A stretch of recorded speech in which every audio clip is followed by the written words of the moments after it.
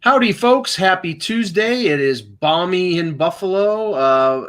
Russ is in Tampa, and he says there's lightning. Shocking. Anthony is in Pennsylvania, where it's equally. It feels like the surface of the sun. Yeah. Yeah, and thankfully we're not. Thankfully we're not in the Pacific Northwest because it's weird. We were all in Vancouver for the draft this time 2 years ago, and the temperatures were great. It was like 75 at night, a little warmer in the afternoons. Great weather, loved it. And I think it's like 105 in Vancouver now. I mean, I'm glad the draft is not there. So, Russ, start us off with the pre-show. Although I kind of wish it were, because it's fun to watch Mike melt, and he does. We watched him melt in Dallas. I mean, when you see Mike dehydrate in person, it is kind of fun. Chicago was cooler, and we were like walking to that diner in the mornings, and it was 90, and that was better than friggin' Dallas. Dallas was and my description and I will hold to this. Dallas in late June is like walking in a blow dryer. Yeah. Yes. Basically. Yes. It is a blow dryer. So let's talk about Major League Baseball, and what's interesting is now. It almost seems like ESPN is working in concert with Rob Manfred, and I'll tell you why. So the lead-in for SportsCenter was, hey, look at Ohtani. He hits a 469-foot homer. Look at Kyle Schwarber, who has another 2-homer game against the Mets, like his third one this year. Look at all these home runs being hit. Like this is almost like the pre-steroid before we knew home run blast that's starting to happen in Major League Baseball, and it probably is because of the crackdown, because we know a lot of pitchers were using the spider tack.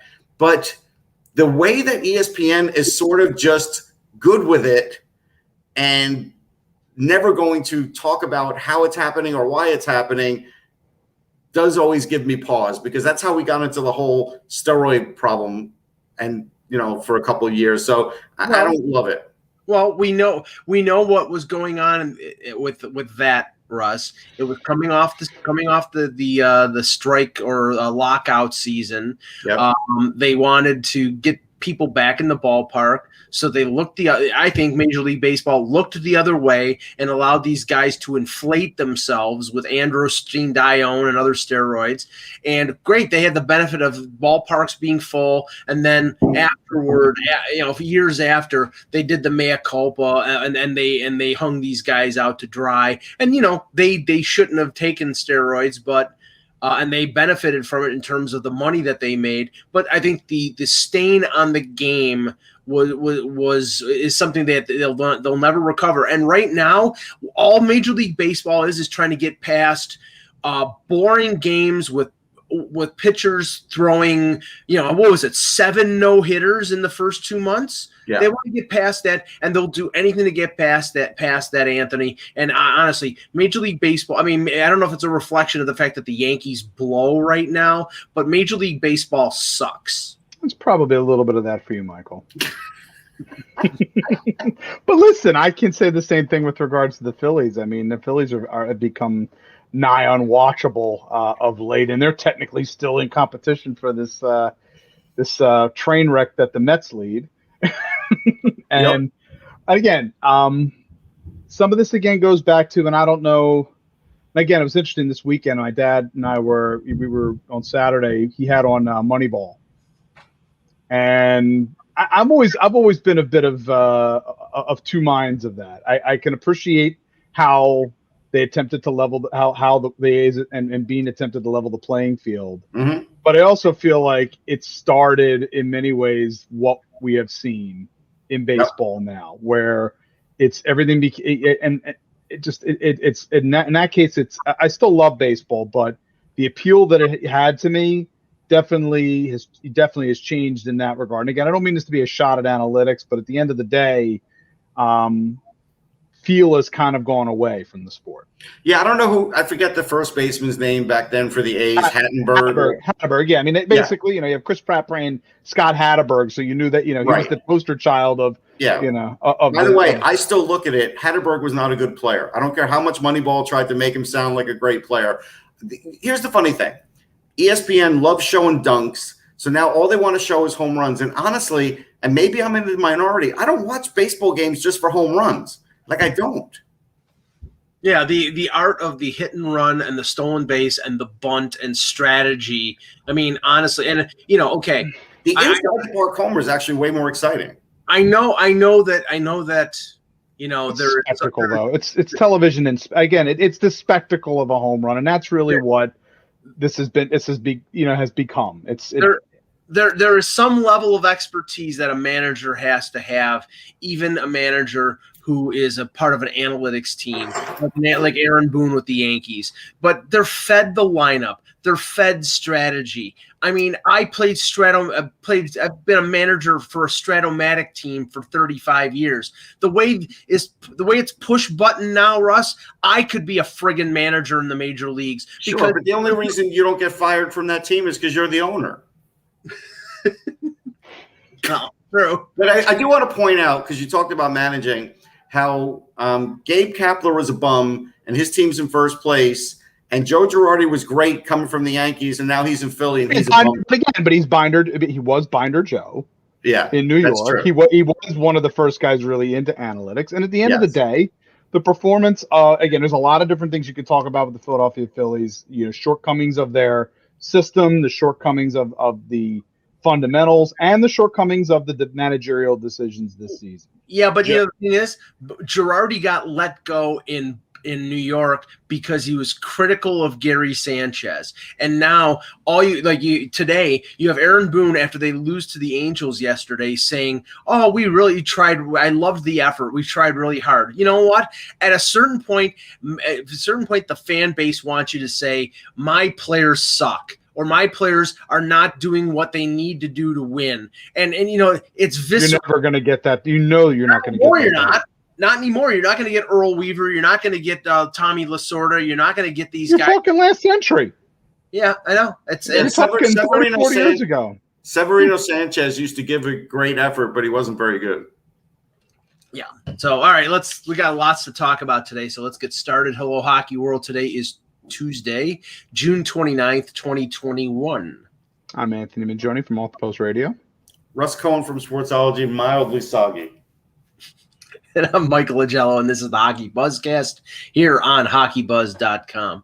Eklund will be back tomorrow from his turning the AC off. I just decided. Okay. So thank you for that. Thank you for that update, Russ.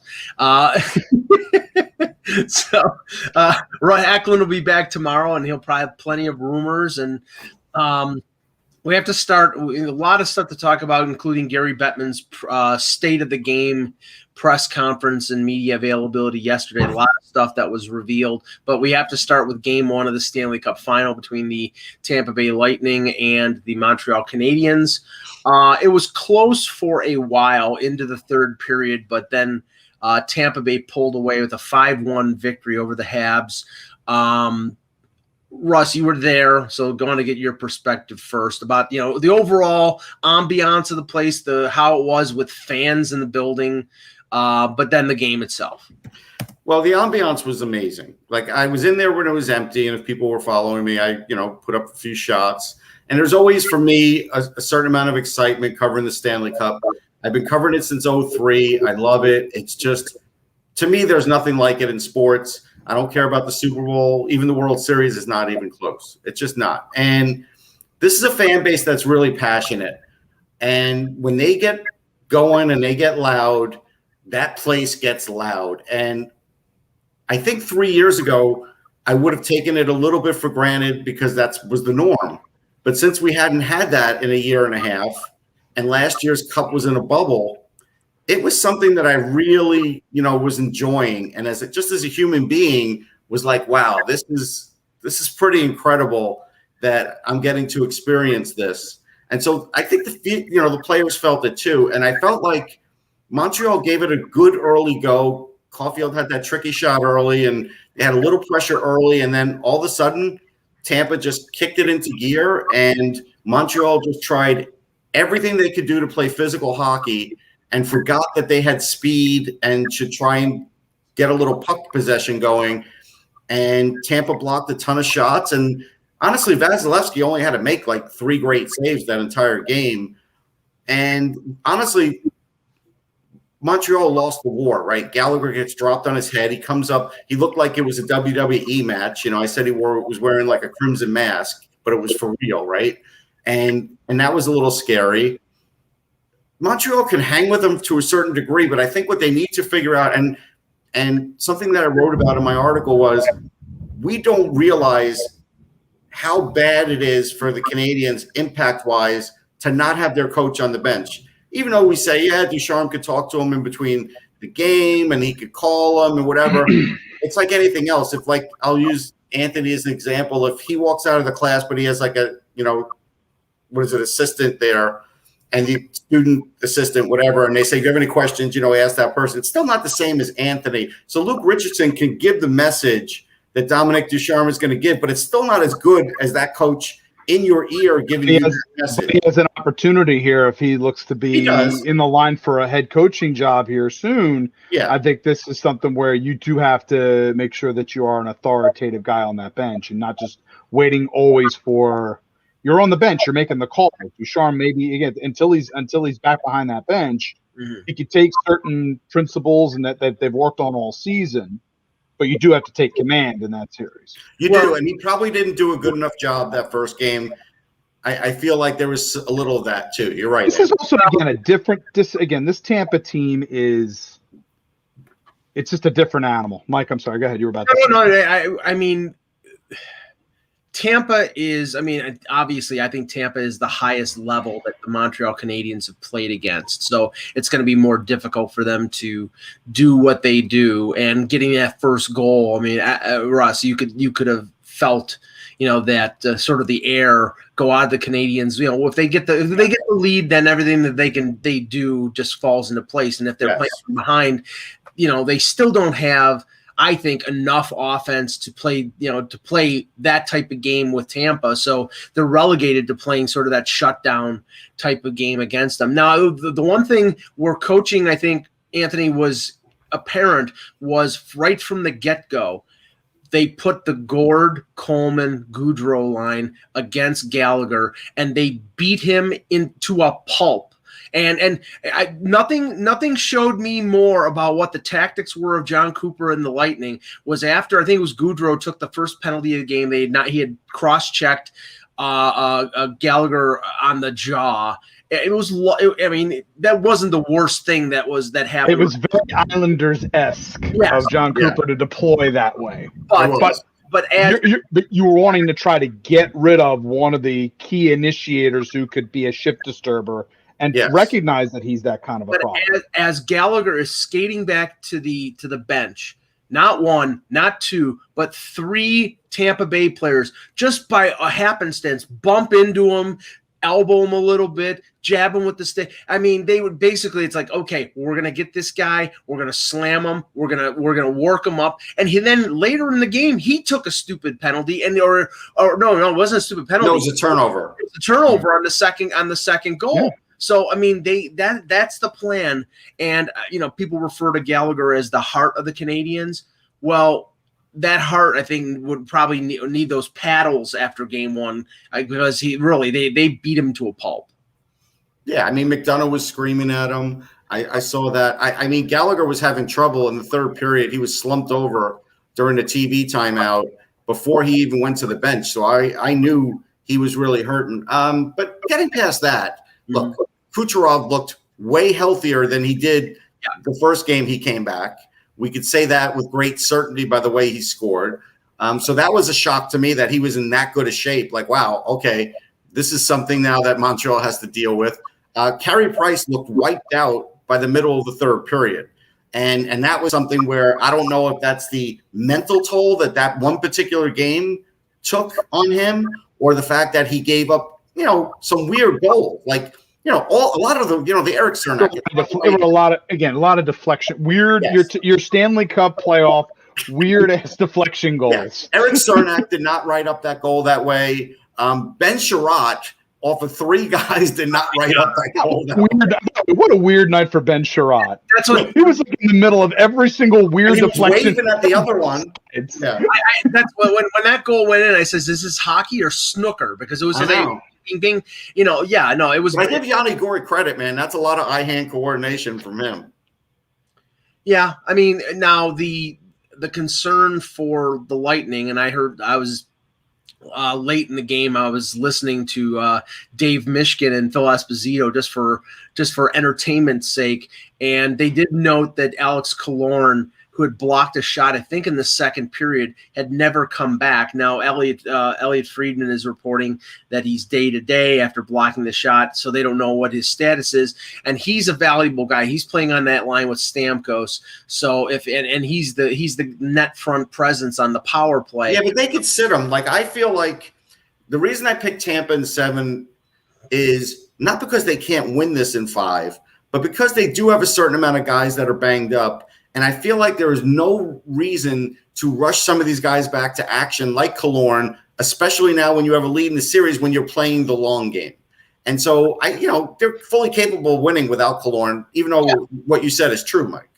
Yeah, no, and it's a question of who would come in, whether it's a Matthew Joseph or, some other forward. But I think it would be Joseph, and that's fine. But you do lose something in terms of a big body and a guy who they have so much talent that you could put somebody else in front of you could put Pat Maroon in front of the net and he'd cause a disturbance. So, but that is a significant loss and more if he's out for game 2, and Armia probably will be back in for Montreal. But Anthony, the one thing I like that struck me was, I didn't think Price had a bad game. I actually thought he had a pretty good game, and they lost 5-1. That always, okay, if it's 5-1 and the goalie's had a bad game and it's a goaltender like Carey Price, then it wasn't a bad game. Yeah, this was just he made a bunch of good saves and they still lost 5-1. Yeah, and that's the big concern. That's one of the reasons why I really feel like game 2. As much as we want to talk about game 1, I do think that at a certain point here, game 2, if we get a similar type of game, then it really becomes last stand time for Montreal. And at that point, if Price is giving what he has and they just don't have it, they just don't have enough. And in my opinion, again, as I said, when I was going through and parsing through this series in a logical sense and trying to find any kind of way, the only person I really could come up with that I felt that could win the series for Montreal is Price. Yeah. And if he's not the problem and you're still getting run. They need to put Romanoff in. They need to take Gustafsson out. They need why Eric Gustafsson is in the lineup in the Stanley Cup Final. For as much as Flyer fans want to gnash their teeth a little bit at that, it's like we know what he is. Anthony, it's strictly power play. It's so they don't have to play Weber or Petrie on the power play, and they have. But then if you're leaning on those 4 guys all the way through, they're going to get tired out. They're going to get worn out. Philly remembers this well when they played Chicago about in 2010. Yep. They were forced to basically go to 4 defensemen against Chicago because they knew their third pairing they weren't going to be able to get enough minutes in this case. Yep. And that's a problem if those guys are going to be asked to really kind of shoulder the load in front of Price. And that, again, against a team like Tampa, that's a tall order. You're going to be on the back foot a lot in this series if that's what's going to happen. I will tell you, one of the biggest charms of the way they redid Amelie is the way that they have the organ guy with his own section. It's awesome. He's got a giant organ. He's really good. It really gives you like an old school feel there, and that's cool. Like, I know there are people out there that always want to be like original 6 and this and that, but that is a great way to do it. The crowd loves it. And I thought that was fun. And actually what's interesting is he plays like a half hour after the game too, which I was good for like the reporters, like while we were waiting for the guys to come on the Zoom call. So that was cool too. He wasn't playing Lady of Spain, was he? No.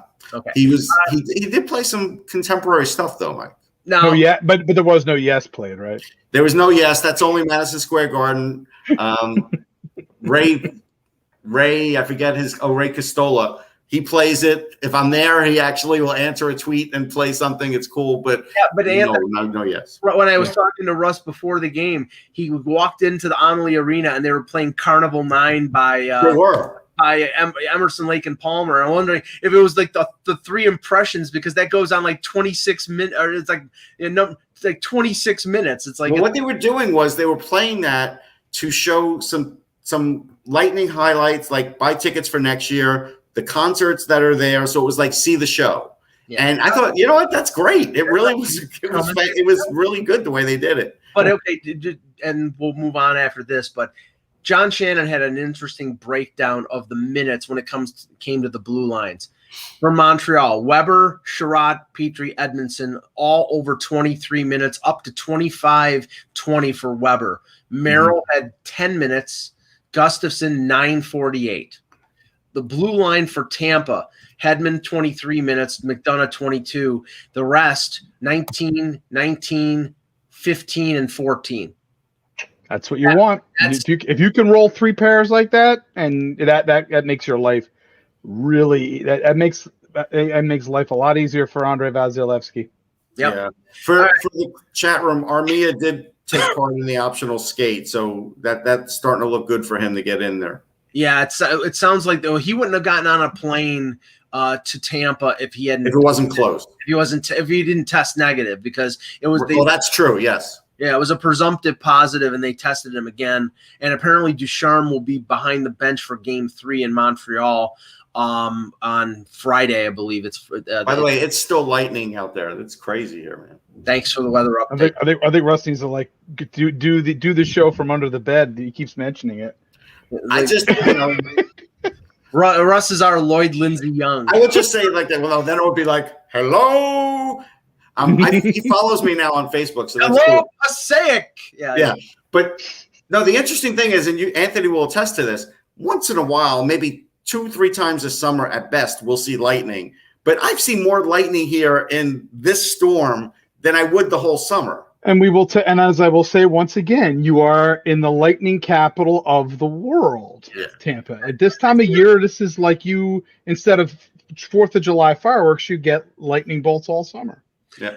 All right, moving to the press availability, the annual press availability between the media and Gary Bettman and Bill Daly. It was rather interesting and rather enlightening. First thing up was the Olympics. And I know the Chicago situation, we're going to get into that. But the Olympics, Russ, based on the comments, based on the time frame that they sort of indicated, if you thought that they were going to the Olympics, I would be worried right now, because a lot of factors are still up in the air. They're looking at what's going on with the Tokyo Olympics and how big of a cluster F that might be.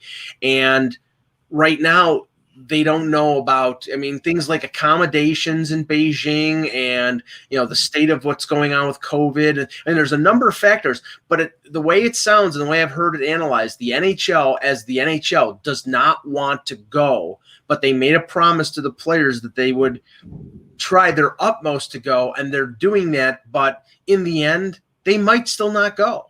Yeah, I've had a lot of interactions with Gary Bettman over the years, some in person, on radio, and otherwise. And he's a very sort of like to-the-point guy most of the time for most things. And he was annoyed yesterday with what he had to say about the Olympics. Like, it has gone further, longer than it normally does. And Daly was clearly not annoyed, but just befuddled because they still don't have answers. And if they're going to wait and see what happens in Tokyo, that's kind of crazy, because I really felt like they had the schedule made both ways, but they really do not want to release both schedules. They don't. And so I feel like they're going to wait 2 weeks, and that's going to be their deadline that they probably told the IOC. Listen, you got 2 weeks to get this together, to tell us what our guys are supposed to do for all of these things. Otherwise, it's a no-go. And I just feel like it's, 70-30 that they don't do it right now. Anthony? Honestly, Russ pretty much spoke for me in this circumstance. I would lean probably 75 in this case, that I think they're not going to be going. I did those comments yesterday. To me, it just seems too short of a window for a final. Yeah. I mean, we've seen deals happen. I just feel like in this circumstance, this is a big machine that had to be moving a lot sooner than it is. Yeah. I thought the comments yesterday were prepping for the inevitable. It's like right. They're letting everybody know, like, be prepared. This isn't likely going to happen, guys. Yeah, I'm not ruling it out, but honestly, I think there might be pushback from the owners. Never want them to go to the Olympics because no, they don't. They're breaking like in the middle of February. when the season is just getting into the swing. Football is over with.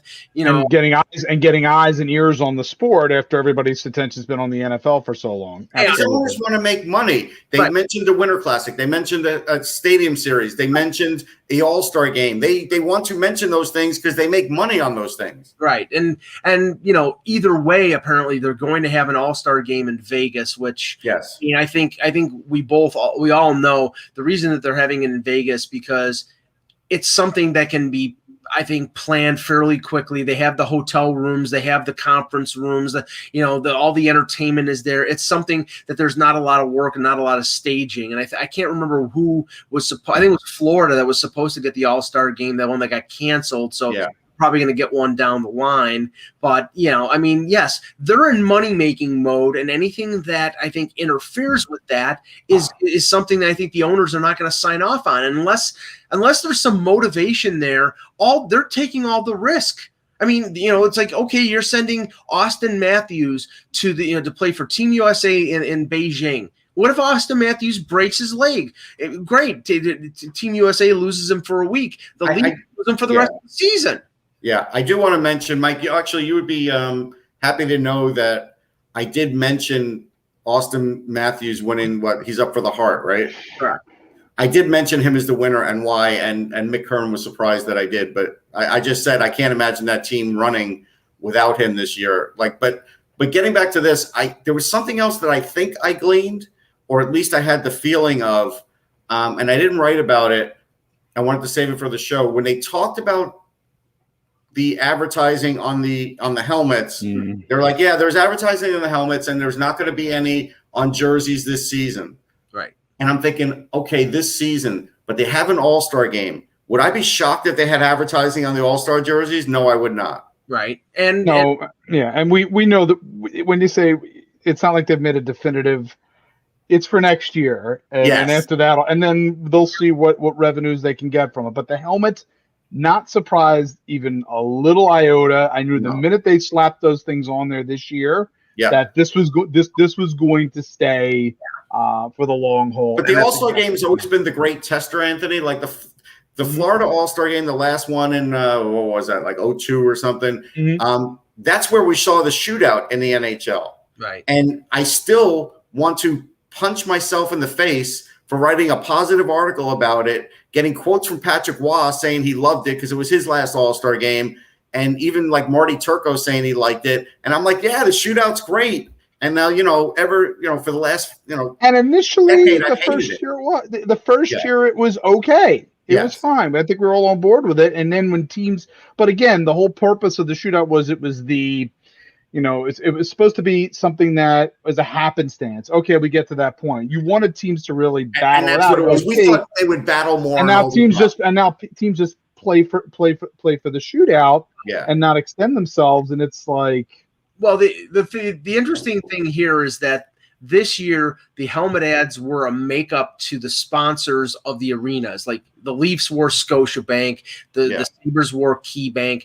It's not going to be that way next year. They're going to go out and search independently for different advertisers for their helmets. So that's more revenue, and I mean the players should be on board with that because then the cap will go up eventually, but it'll be a little less if they can bring in more revenue. But I think eventually you're going to see. I mean, I never thought you'd see the Nike swoosh on Major League Baseball jerseys, but you do see them now. I think you're going to see, some sort of small ad. It's not going to get to the point of the European leagues because that's obscene. But I think you'll see something on the ads and on the jerseys. And I don't think, since I don't think there's going to be a great deal of pushback on it now. Other things, the 2022 draft will be in Montreal, which we're glad to hear that, and hopefully, by that time, even Michael's excited about it. It's the only thing he ever gets excited about Montreal about in his life. I told Mike it was an E5 yesterday, and he's like, "Well, not until I hear a confirmative, a confirmed thing from the league." And I didn't say that. I didn't say that. You should not have called it an E5. I didn't call it an E5. That's not your. It should have been a Rust in Peace 5. Yeah. I did tell Mike this yesterday, and Mike goes, "How did you find out?" I said, "I got a text." He goes, "Well, I'm waiting until it's confirmed." And I'm like, "Okay, Mike. All right." Okay. No comment. Because I'll be staying with you in Montreal. Hopefully, we all will be in this circumstance. Yep. Yes. But now the 5 or 6 questions about the scandal that is going on, the investigation that's going on with the Chicago Blackhawks. Gary Bettman and Daly were extremely evasive and used the fact that there was an investigation going on. Now, okay, there's an investigation going on, so they can't really speculate on it. But where they were evasive, Anthony, was they said, when did you find out about this? And they said relatively recently. And then when asked about, well, what does that mean? They said relatively recently. That's how they choose to answer. Because again, you're getting into very legally murky. You're getting into legally murky territory. Again, at the end of the day, it's the old dance of the reporters are trying to extract something, and this is they know. They both know, both Bettman and Daly know what Pandora's box has now been opened. Sure, but you know what it is? I agree with part of what you're saying, Anthony, but they do owe the fans an explanation too. And I would like that. The question, and I think we all there is a way that. to do it. There is a way to do it that's still legal, and they definitely could have answered that question better. And that's when you say relatively recently, what is it that you would be looking for? Because it's one of the things where I'm kind of on the fence too. I would have liked a little more specificity, but I'm like, how specific are they willing to go? And again, it all comes back to legal protections here, right? Yeah, I know, but they could have said, "Hey, you know what? There was a notification at one point. That's all." Keep it vague but then it's still it doesn't matter. But you do owe the fans. It's still as vague. That would still be as vague as relatively recently. Maybe, but I'm not giving you the right answer necessarily. But there is a way to do it, and I do feel like it did come off a little hollow. And the other thing that I took out of that, after hearing all the answers and listening, and some of the questions were great. And so for people saying that the hockey media were not going to be on top of this, or they were going to kind of let it slide, they did the opposite. They asked all the right questions at all the right times, I felt. But I just don't know if we're ever going to get a public answer on this, because I felt like even that got muted about, well, will we find this out this in the future? And they were like, well, we'll let you know. Yeah. That's the part, Anthony, that – listen, there needs to be a little bit more transparency there. And whether they would hold individuals personally responsible. And obviously that's focused at the ownership and Stan Bowman and McDonough. A lot of people. But I will say this is on, as much as we wanted from Bettman and we wanted from Daly, this is really on the auspices of the Chicago Blackhawks. Yes. They're the ones who have to, at the end of the day, you want to go to Bettman and you want to go to Daly and get something, but in reality, this is in their house. They're the ones who have to answer for what occurred. But the commissioner does speak for the owners, so he does, but the question is how much. Again, if he speaks for the owners, he may want to say something, but the owners may also be saying, we need to get more. We need more here before. I'll tell you what looks bad. Okay, what looks bad is like when Daniel Carcillo tweets and said we knew about it on the Flyers, as an example. So, like, if somebody says they didn't know what was going on, it was in the wind. Well, insiders knew. Well, that was the most enlightening thing about the piece that Mark Lazarus and Katie Strang and Scott Powers wrote for The Athletic, was the fact that when they were at the Western Conference Final in 2010 against San Jose, everybody knew. It was like everyone knew. So it was not exactly like a CIA secret. This was out there. So and the media is not going to let this go. They're going to keep interviewing people that might know about it. And they know that. I think they both Daly and Bettman know that. So as things evolve and come out, you hate to say it, as much as you want to be proactive in this circumstance, it's going to have to get dragged out. It's going to get dragged out. So in terms of speaking, it's tough. Yeah.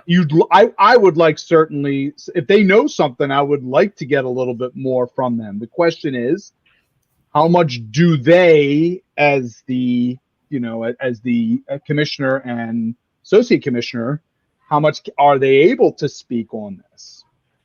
Yeah. I mean, that's the issue. Again, it's very difficult. You start talking, and speaking and saying certain things, and then you'd like to, again, as said, you want something to have, you would like to get something stronger. I just don't know if we're necessarily, if they're able to do say that. It like this, Anthony. This is the best way I could say it.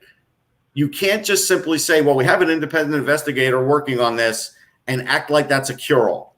Because we've seen what happens with other sports when they hire an independent investigator. It's not a cure-all. Yeah. Every one of these calls is urgent. That's the point of the ringtone. Thank you, Lou Graham. Pierre LeBrun just posted regarding the Olympics. Clock is ticking.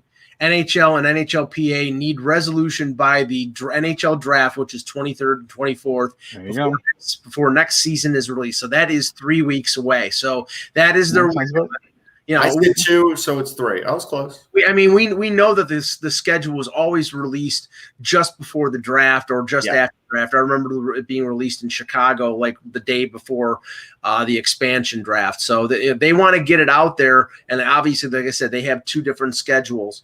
So they want to put out one or the other so they can start selling tickets. I also want to say when the schedule comes out, the Buzzcast here is going to do something new, and we are going to go over each team with every game of the schedule and say whether that's going to be a win or a loss. We're going to start doing that because they do it in football, so we're going to do that now in hockey.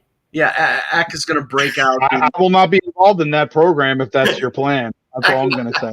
Ack will break out the Megatron 5000 or whatever computer he uses. And by the way, we'll touch on this tomorrow because I want to get Ack and Kevin in on this too. The agreement that the NHL made with was it Sport Radar, the gambling, for sports betting. I don't know how the NHL can make an agreement with a sports betting company and then say in the same breath that they're not going to reveal information about their players and about their lineups. I think if they're saying that because coaches and managers they want to maintain their usual MO, but I have a feeling that behind the scenes, Anthony, they're being told you've got to release your starting goalie by 12 noon, or you've got to release your lineup by this time. Otherwise, these companies are not going to put betting lines up. They don't know what the players who's playing. They don't know injuries. Go ahead. I know there's certain things you would like to know. And I guess the NHL does, again, when it comes to the sports leagues, obviously want to have their cake and eat it too. Right. We know that they want the revenue, but they're very much caught, I think, between, this is a real conundrum dealing where if you're trying to deal with old school hockey culture of not, releasing information, that's a big, that's something that they have to sort of do a tightrope on. Yeah. So I don't know what the best result is for this. I think, if you are, but I do feel like if you have put your foot in the door here with sports betting, I would think that you do have to be a little bit more forthcoming with some information. The question is, coaches are all going to be of different minds as to what they're going to want to be allowed out there because they treat this like war games. So I do want 2 things. First thing is to let the chat room know this is a Holiday Inn with a outdoor pool and a fitness center and a restaurant, just so you know. Okay, so that's that. Very, very, very important information. They want to know. So How was your Waffle House experience today, Russell? It was great, and I'm going to have another one tomorrow where I actually eat a waffle. I told you, Waffle Houses. I've heard about Waffle House is highly underrated. Even Anthony Bourdain back in the day said it was yes. Their hash browns are excellent. Like they really are. They're the old school hash browns. I expect hash browns in the Deep South to be damn good. Honestly, I hate home fries as opposed to. I'd rather have hash browns for a breakfast place than home fries. Really? Yes. I'll take either. I'll eat either. I'll eat both. Yeah, I'm like Anthony. We'll be taking restaurant suggestions and breakfast suggestions for Montreal from the listeners. Just send them my way. Okay. But anyhow, getting back to this. So Daly was just like, listen, I told you before, I'll tell you again, there will not be any changes. And I know Bill Daly enough to know there won't be any changes. What I think Mike always struggles with, and I think, look, he's trying to use logic here, but I think he just forgets that all the league is doing is selling off the right for these gambling sites to advertise within their league. That's it. After that, you do the rest. And we're not worried about it. Every single broadcast is imbued with betting lines. We watch games on NBC Sports Philadelphia. Right. And immediately but they're you've not got helping them in any way with that information or anything. Right. They're not doing anything. Stuff like that. You know, they seem to push that more than the lineup ideas and what the quote unquote puck line is. Yeah. But again, I know they're trying to control this dragon, so to speak. Yes. It's tough. It is hard, but I'm telling you, they're not going to change it. So, okay. Moving on to some news. We have some coaching news and some contract news. Starting with the coaching, it appears from a number of reports that Andre Tournier, who's the coach of the Ottawa 67s of the OHL, is the leading candidate for the Arizona Coyotes job. And I dealt with him a little bit, right, because of juniors, and he's a good, competent coach. Like I think there might be a little bit of a learning curve for him just dealing with the NHL, but otherwise, I think he could do a decent job. More so than a collegiate coach would. It's the same, except you're dealing with younger players in this case. Yeah, I think I think the difference here is collegiate. I'm going to say it, and nobody's going to like it. Collegiate coaches make more than this guy will make. And that was I've said it. That was going to be my point, Russ.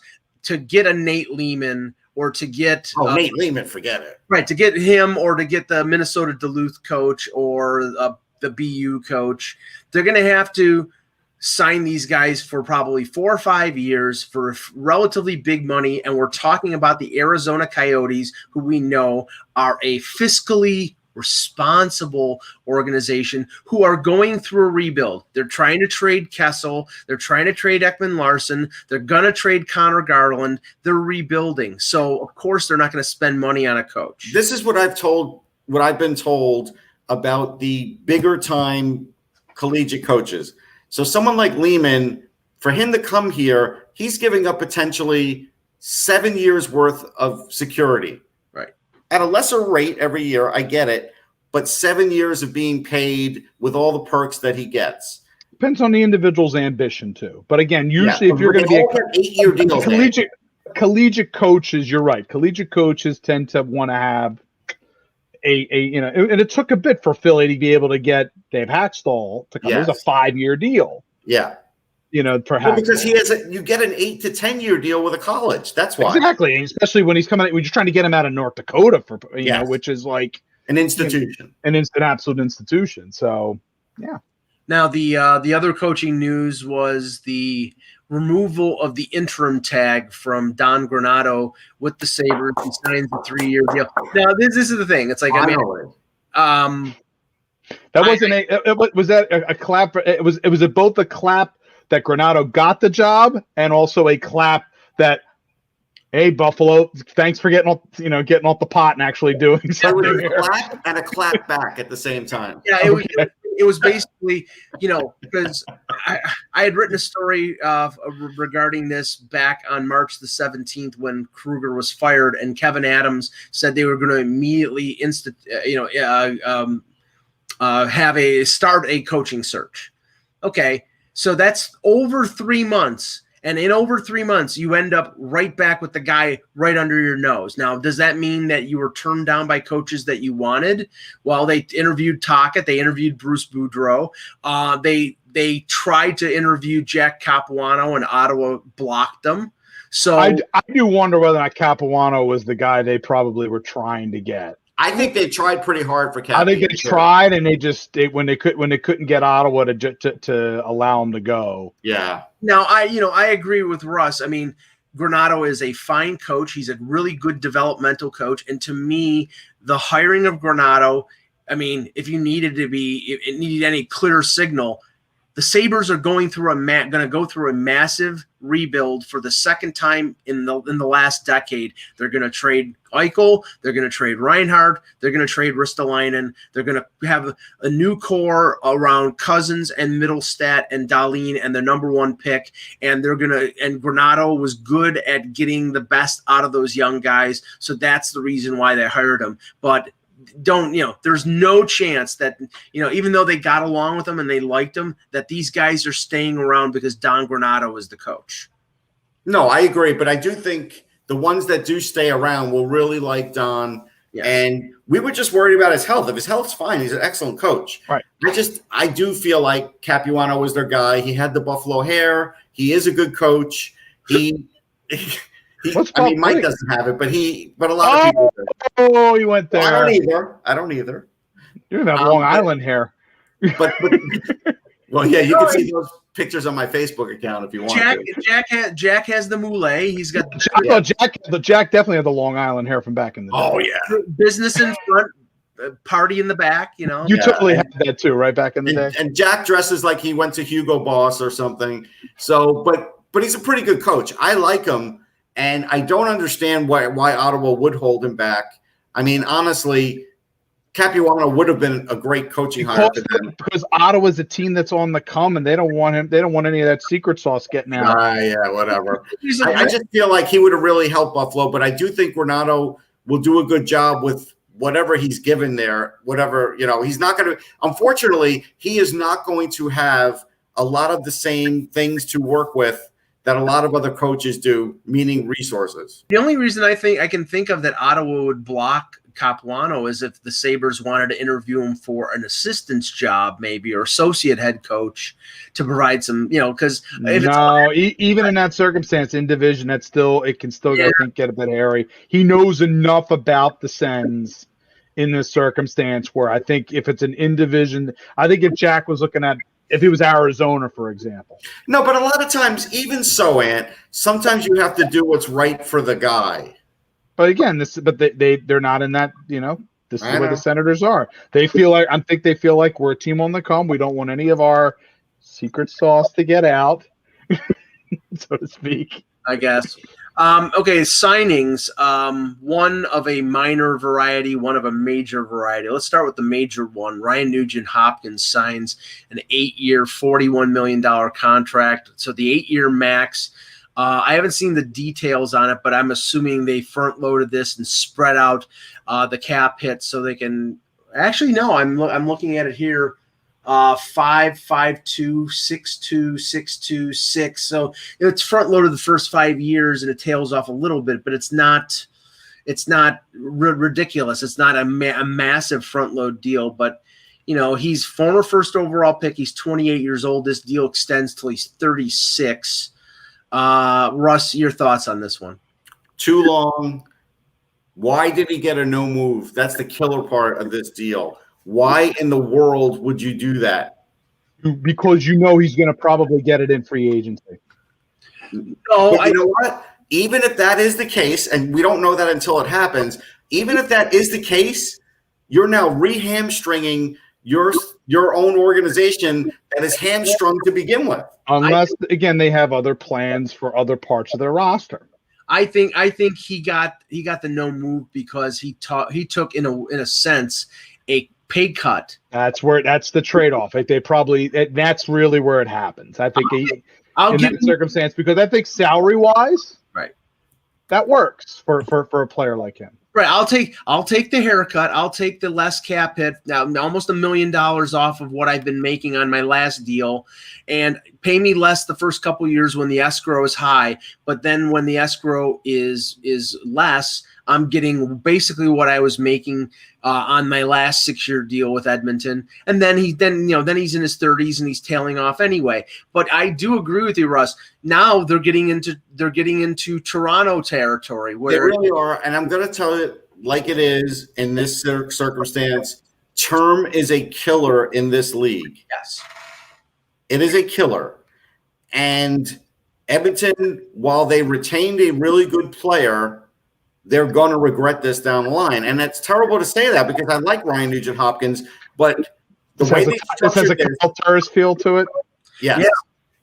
But It does. The unknown of him going to another organization, it was that in that case with Turris. It's not that, they know this guy. They've had him since he was 19 years old. They trust him. They know his work ethic and everything. So, there's no unknown there. But the fact is, an 8-year deal is an albatross, even if it's a good player. And now, you have your top 3 forwards making about $27 million. Here's the good news.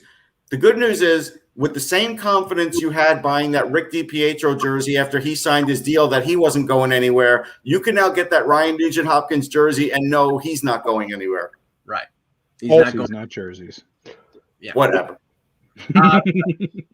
The other signing was former Flyer, former Nashville Predator, Sabre, Devil, now Leaf, Wayne Simmons, who signed a 2-year, $1.8 million contract to re-up with the Leafs. I was on the media call, and he said up until last night he hadn't watched a game of the playoffs because the loss to Montreal was so painful, and basically said, I came back because I wanted to win in Toronto. I want, he says, I'll do anything. I'll do any role they want me to do. And that, Anthony, that's the type of player Wayne is. We know he's not the same player that scored 30 goals with the Flyers. He's not talking about scoring goals anymore, though, is he? No.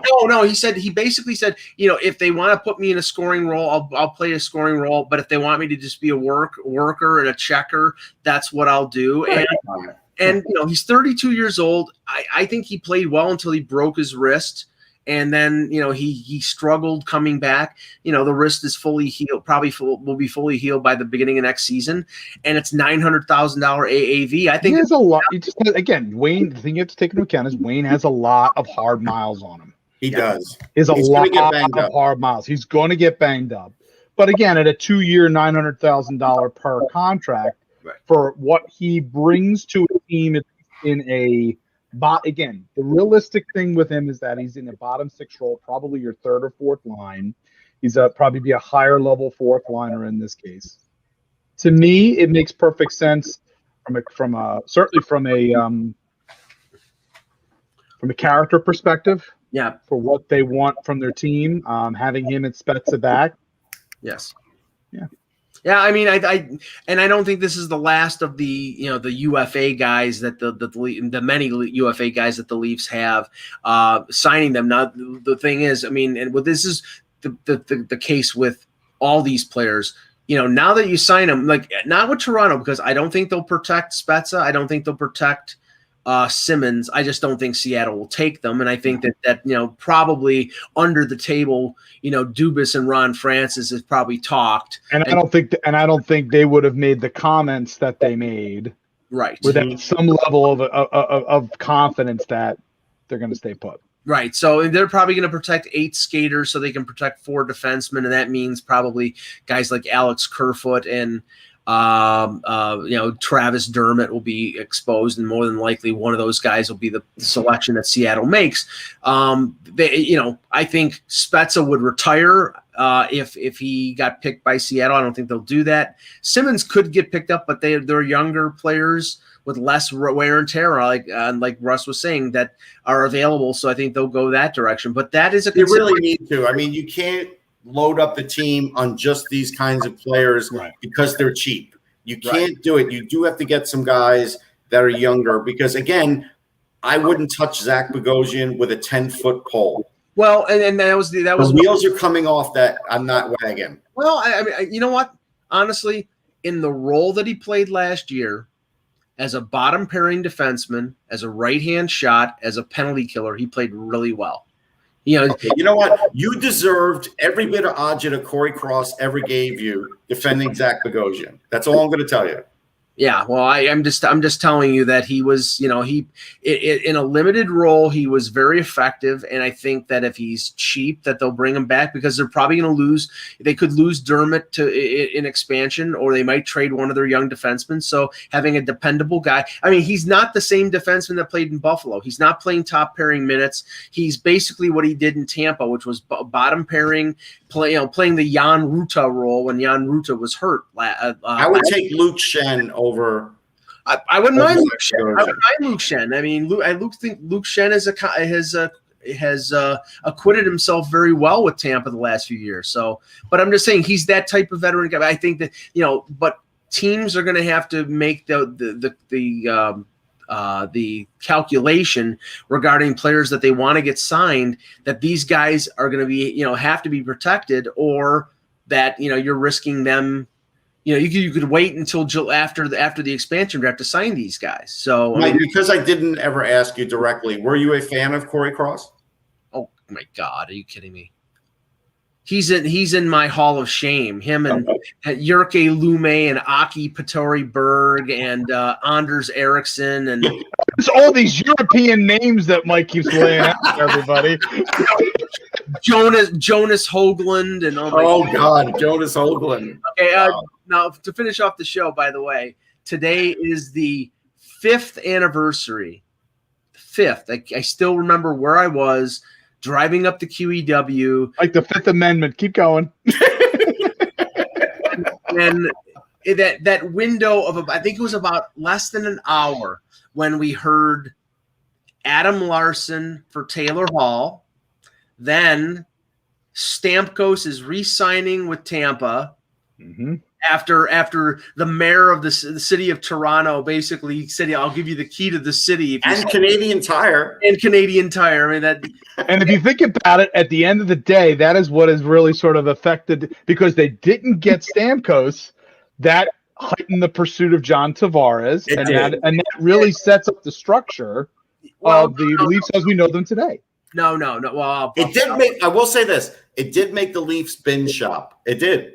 Well, okay, and then Stamkos re-signs in Tampa for $8.5 million, which is ridiculous because that's Tampa money though, so it's different. Right. But then and then after that, it was I still can't believe the PK Subban for Shea Weber deal. So all that happened in the span of 45 minutes as I'm driving up the QEW to a Puck Talks up in Toronto, and Anthony, there was this. I know. And as I'm going over the Burlington Skyway, I thought my car was going to fly off when I heard that Stamkos had. Bill Meltzer called me and told me that Stamkos had agreed to re-sign with Tampa, and I was just like, "Oh my God, are you kidding me?" But anyway, in retrospect, 5 years later, Adam Larson is a free agent, and so is Taylor Hall. And if you look at that deal, New Jersey got a Hart Trophy and a playoff berth out of that, and Edmonton got 5 years of an average defenseman. I don't think Adam Larson's anything more than an average defenseman. I think it's a crazy thing about that trade is that if there was a little more included in that trade, asset-wise, even if it's like picks, it wouldn't have the same one-for-one albatross that it has. Yes. In many ways, it was the same way, I think, when the Flyers speaking of Luke Schenn, when the Flyers acquired Luke Schenn for JVR. Yeah. Same thing, I think, in Philly, except it was at a lesser extent in this circumstance. Yeah, but Russ, Larson is not a bad defenseman, but to trade him for Hall, and I know your great appreciation of the talents of Taylor Hall. Hall has been on 3 teams since the trade, 4 teams now, excuse me, New Jersey, Arizona, Buffalo, and Boston, and Larson has been in Edmonton. So if you want to make the case that it was better for Edmonton because they kept the guy for the full 5 years, you can say that. But I think Hall still is the better player. To me, the Weber for Subban deal, there's no question. Subban is look where Weber is, look what he's doing, and look where Subban is, and look what he's doing. Subban was still he still gave Nashville at least a couple of seasons there where he was good. He did.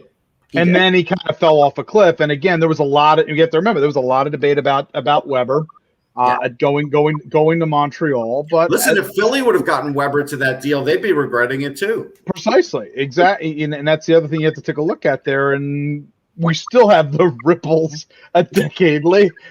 Going back to, we're talking again, going as far back as, Chris Pronger's acquisition, over a decade ago. We still have that ripple effect going into this offseason because, once again, Philadelphia is trying to acquire another top-level defenseman. Yeah. It's the white whale. And Anthony, I'll correct you. Maybe the Stamkos rejection affected the Leafs' willingness to go all in on Tavares, but the impetus for their problem was succumbing in the Nylander negotiations and giving him what he wanted, because then that justified them signing Matthews, and then maybe I think that can be legitimately debated either way.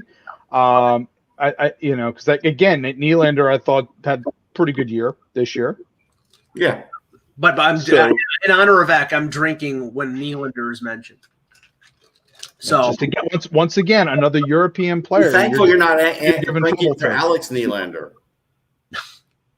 All right, we'll end it there, guys. Okay, we'll be back tomorrow with another edition of the Hockey Buzzcast. For Anthony Mangione, for Russ Cohen, I'm Michael Agello. Thank you for watching, and remember, without the buzz, it's just hockey.